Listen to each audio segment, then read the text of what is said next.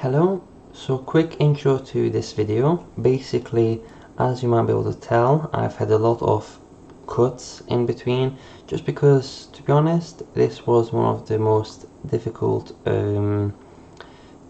videos I have had to put together and difficult programmings I have had to do, and that's why it might seem a bit disorientating how many times I do little cuts, so sorry for that. But basically after this I will do the outro as well, but I'll show you how we managed to create a shopping list in which you can enter items, so like plates, enter it, and then let's say, what's this, you don't want this anymore, you can cross it off, or you can delete it, so that's you having it done, or no, actually that's you not wanting it there, and then you can cross it off by saying it is done, like that, and you can toggle it. So I will explain at the end of the video how we managed to create this, so tune in and see you in a bit. Hello and welcome back. So today we are going to be looking at the next step, which is 141 exercise DOM events. So I'm going to be cracking on with this, and yeah, not really much else to say, so let's go. See you in a bit.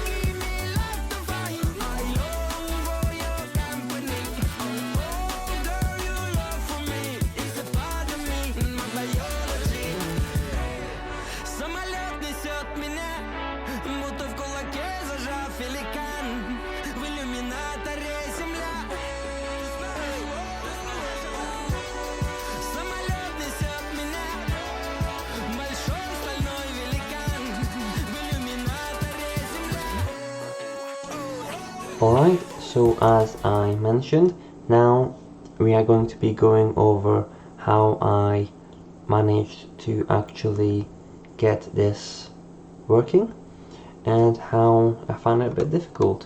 So I'm going to admit I've had to use some help from the actual solutions part of this, and to be honest, I'm not gonna feel bad about it, because for the things that I needed help with, it wasn't that I was told and I didn't know what to do.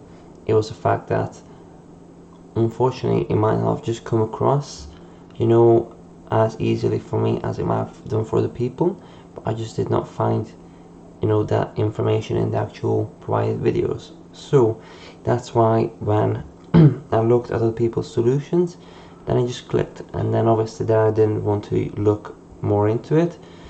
There was another time where I was just struggling with something else, which I'll explain later, and then I had to go a bit more in depth to figure out what exactly I was doing wrong. So first of all, we've got the HTML, as you can see here, referring to our CSS and JavaScript. So quite simple, to be honest. We have the the input with a placeholder enter items, and then we have got the CSS, which is really simple, just making this so it's kind of in line with everything, and everything is nice and in a good position basically. And also this is going to be what it is going to be allowing us to toggle this on and off. And then we have the actual JavaScript. So first of all, I'm not going to go in depth with every single thing, so I'll quickly brush over everything. So first of all, we've set the variables. We have set the for, so this is actually going to happen. We're going to be adding the delete buttons for the original list. So for example, yellow, we are going to be putting this X there. How are we going to do that? We're going to do a for loop. We're going to set a variable of delete button, which we are going to be creating a button that is going to be assigned with a class name of delete button, which is going to be added, which is going to have inside of it a text, text node of X, and which is going to be added to be a child of the unordered list. Then we have a function of create list element, we have a function of input length, function of add a list after click, function of add list after key press, function of strike through, and function of remove.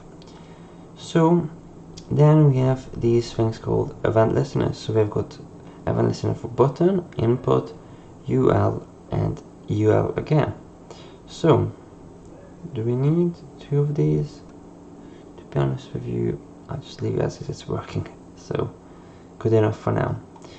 Oh yes, we do need two of these. Okay, so first of all, if the button, which we defined as enter, so has an ID of enter, which as you can see here, the enter button has an ID of enter, then we are going to, so if that's collect, so this button is collect, then we do the add listener after click. So we go to the function of add listener after click, which is here, and we do if the input length is greater than, add list, not listener, add list after click. We do if the input length, so if it's not empty, then we create a list element. In the list element, we create a variable, which is a div. We create a variable which is a list. We create a variable which is a button. Then we add the div to the unordered list. Add the list to the div, I think, and then we have to add the input value, which we put in here, into the list, and then we add to the button a class, a name of delete button, so same thing as up here, and then append it to the list, so it puts it to the right hand side. Then we make this so that what we had in here, so if we have apples, if we press enter, as you can see, it removes it, so then the input value becomes 0. And that's us creating the actual list element. But then we can also do add list after key press, so that's the same, but obviously we are looking for the code of enter. So if we press, so there's something in here, and also we press the enter key, then we create a list element, which is going to be the same thing that we have gone over. Then we use strike through. So let me just see, so that's everything covered for now.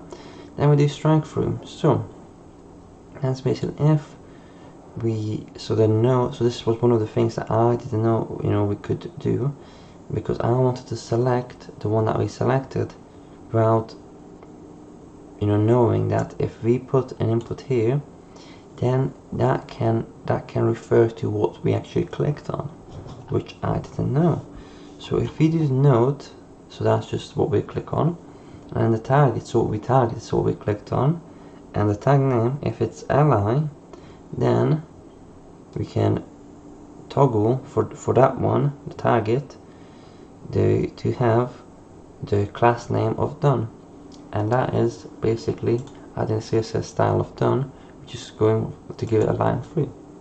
And we can turn it on for now by toggling it. Then lastly we have the remove button. So if we press, so if the target, so if we are targeting the delete button, it has a class name of delete button. I probably should have named that better. Anyway, then we are removing the parent of the delete button, which is, in this case, the parent of the delete button is the UL, not the li. So we are deleting the li, which also contains the button, or in this instance we are deleting the div, because we append, in this case we're also deleting, yes, in this case we're also deleting the li, which contains the button.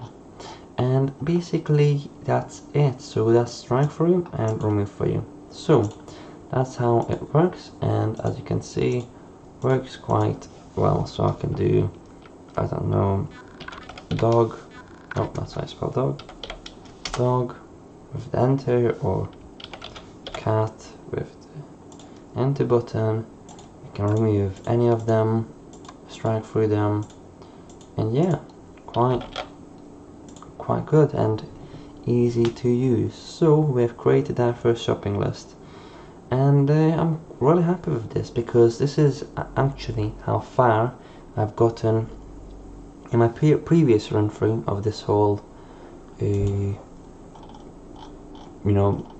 course per se. So I have actually not ever watched step 143 yet, because I was stuck on this part. And to be honest, now with all this knowledge and going through JavaScript again and going through DOM manipulation again, just getting it all solid in my head.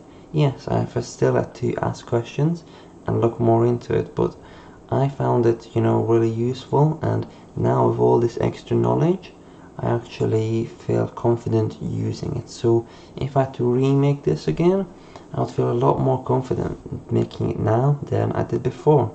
So I guess that's the main point, and I guess I'm glad that you came along.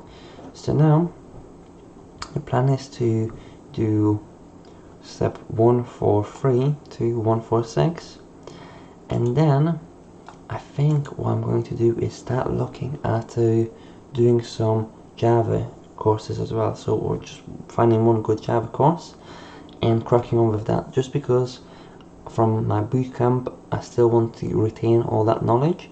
So I will want to develop my knowledge into Java as well.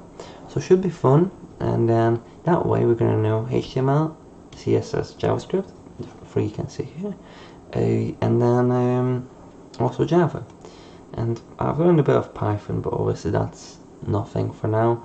So anyway, fun stuff, looking forward to the future, and I hope you come along.